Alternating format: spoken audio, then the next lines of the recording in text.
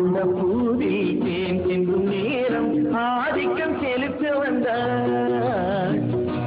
திருக்கோயில் தேடி ரதி தேவி வந்தார் சிலை போன்ற மாறம் துணை காண வந்தார் திருக்கோயில் தேடி ரதி தேவி வந்தார்